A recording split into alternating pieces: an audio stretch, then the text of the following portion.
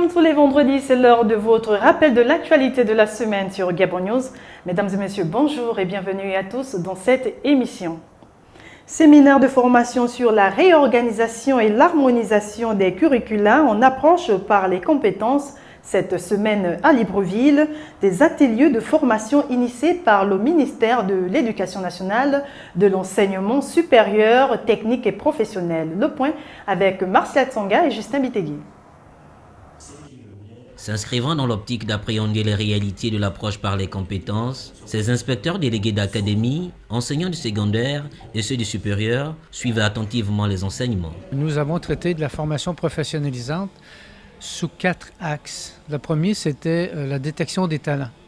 Donc, dans l'arbre que le ministre nous présente sur la réforme du système scolaire, il est question de la détection des talents. Comment on va détecter ces personnes-là de manière à assurer une forme d'ascension sociale, mais aussi de reconnaître ces talents-là et de les soutenir dans leur développement. Ces travaux en atelier ont aussi pour but de faire innover le système éducatif au Gabon.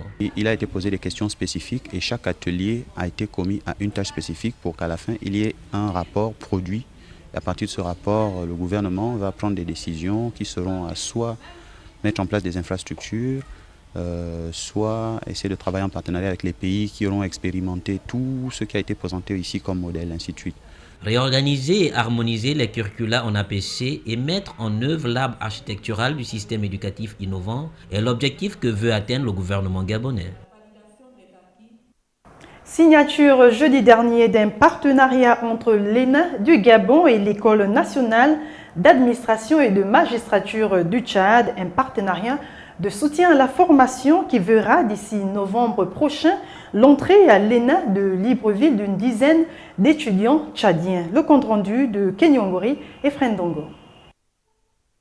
C'est à l'issue d'un protocole d'accord signé entre Anatole Tsukaka, directeur général de l'École nationale d'administration du Gabon, et Adoudou Abdoulaye, directeur général de l'École d'administration et des magistratures du Tchad, que seront désormais liés ces deux pays par la formation. Nous avons signé un partenariat qui va nous permettre désormais de travailler ensemble. Et plus particulièrement, ce partenariat va permettre dès le mois de novembre à une dizaine de Tchadiens d'effectuer le déplacement de Libreville. Donc 10 étudiants tchadiens vont venir faire leur formation à l'ENA de Libreville. Ce protocole d'accord s'inscrit dans le cadre d'un partenariat sud-sud dont l'expertise du Gabon est sollicitée pour redresser l'administration de ce pays frère. Nous sommes ici pour un partenariat, c'est vrai. Et nous voulons également profiter de l'expertise de la fine fleur de l'élite administrative gabonaise que l'ENA pour que les Tchadiens qui, à partir du mois de novembre, comme l'a dit M. Anatole, viendront parfaire leurs connaissances à travers le PFMSMP2. Voilà. Après signature, une dizaine d'étudiants tchadiens est attendue dès novembre prochain pour lancer les bases d'un partenariat en vue du renforcement de la coopération bilatérale entre Libreville et N'Djamena. L'actualité en rappel cette semaine, c'était également ouverture mercredi dernier à Libreville d'un atelier de formation sur la sécurité chirurgicale à l'intention des pays d'Afrique centrale. Plusieurs thématiques étaient au centre des échanges entre experts de l'OMS et chirurgiens des pays d'Afrique centrale pour une chirurgie plus sur les précisions de Muriel Ndroyine et Frendongo. Une chirurgie plus sûre pour épargner des vies, c'est sur ce thème que va s'articuler la formation sur la sécurité chirurgicale qui se tient depuis ce matin à Libreville. Des assises d'une grande importance qui visent à réduire le taux d'erreur médicale et, entre autres règles à appliquer, la checklist. C'est une liste dynamique qui essaie de créer une certaine collaboration entre toutes les équipes qui travaillent au bloc opératoire.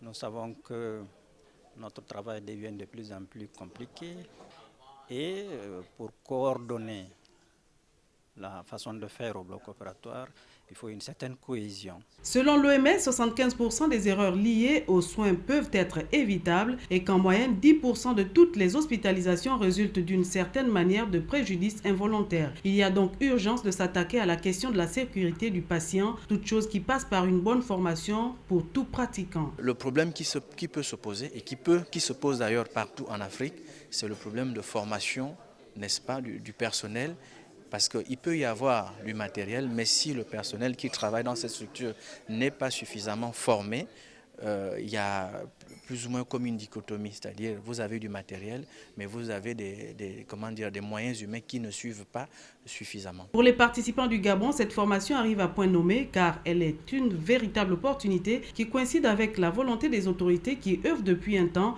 dans le sens de l'amélioration de la qualité des soins offerts dans les structures sanitaires du pays. L'information à retenir, c'est également la rentrée administrative de l'université Omar Bongo qui a eu lieu le 9 septembre dernier, conformément au calendrier arrêté par le ministère de l'Enseignement supérieur, une rentrée marquée par le démarrage du second semestre de l'année académique 2012-2013, comme nous le rapporte ici Philippe Oyaga et Fred Dongo.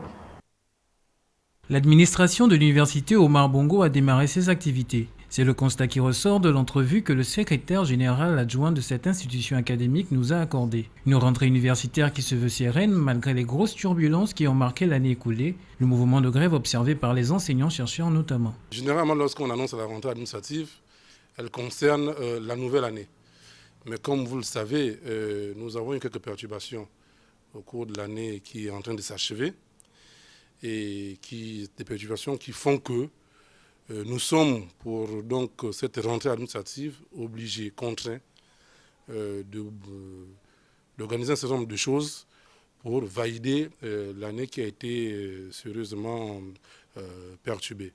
Selon Dieudonné Robert Obanga, cette rentrée administrative va dans un premier temps servir à boucler les activités de l'année écoulée restées en suspens et le démarrage de l'année 2013-2014 n'interviendra que dans un trimestre environ. Nous faisons tout pour que les choses aillent dans le bon sens. Parce que, comme vous le savez, nous avons été sérieusement perturbés par le mouvement des enseignants et on a fait l'effort de pouvoir rattraper les choses et nous pensons boucler d'ici à 2 mois, nous pensons que nous aurons tout bouclé.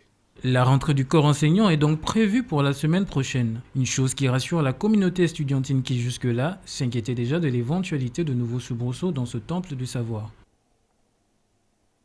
Et pour finir, la 25e commission du Fonds d'aide à la presse francophone de l'Organisation internationale de la francophonie s'est ouverte lundi dernier à Libreville, une commission qui vise à promouvoir les fonds des entreprises de presse gabonaises.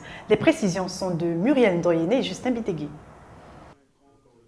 Méconnaissance du fonds d'aide de la presse francophone ou impossibilité de remplir les critères, c'est l'interrogation qui taraude les esprits au regard de la très faible sollicitation de ce fonds par la presse gabonaise. Les discussions qu'on a eues avec les confrères semblent aller dans 2 directions. La première, c'est, semble-t-il, une méconnaissance du fonds qui existe depuis pourtant 15 ans. La deuxième chose, on l'a dit, c'est que les confrères ont pu penser, à tort ou à raison, que les critères qui étaient retenus étaient des fois trop compliqués à remplir.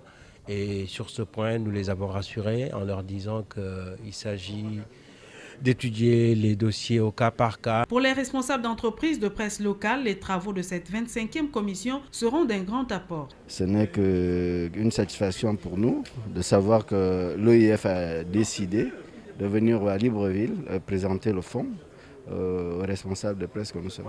Aussi, l'expérience béninoise en la matière peut faire école. Il faut déjà se structurer pour être une entreprise de presse, ce qui impose déjà d'avoir un compte bancaire, d'avoir des statuts, de devoir s'organiser et ne pas pouvoir réduire le journal à un ordinateur et 2 chaises, par exemple.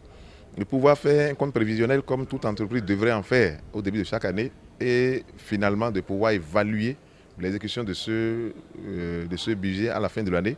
Et c'est ce qu'on appelle le bilan. Voilà qui pourrait susciter de l'émulation dans les esprits des responsables d'entreprises de presse gabonaises dans le but d'inverser la tendance actuelle. Vous avez suivi l'essentiel de l'actualité de la semaine. Merci pour votre fidélité. À la semaine prochaine, même heure sur Retro News.